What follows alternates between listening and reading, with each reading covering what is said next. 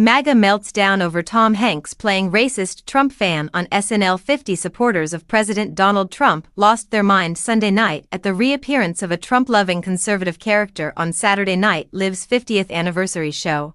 Played by Tom Hanks, for the commemorative episode, SNL returned to some of its most popular sketches, including Black Jeopardy, a game show that first debuted on the comedy series in 2014. The premise: asking questions that are favorable to the black community, which often leaves its white contestant fumbling for an answer. Hanks initially made headlines with his character, Doug, in a 2016 sketch. Hanks wore a "Make America Great Again" cap and American Eagle shirt and spoke with a Southern drawl.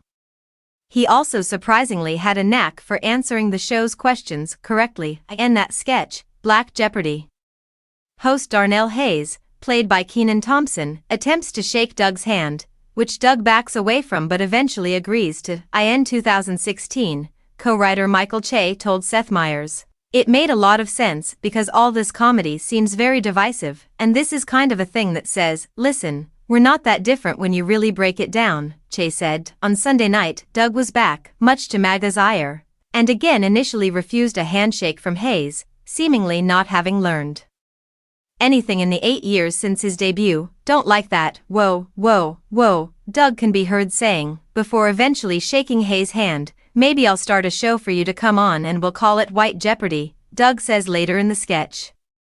Conservatives were not impressed, with many commenting online that they were quick to switch the program off. Popular right-wing commentator Benny Johnson raged at SNL over the idea. "Donald Trump just won a landslide election and has never been more popular with Americans.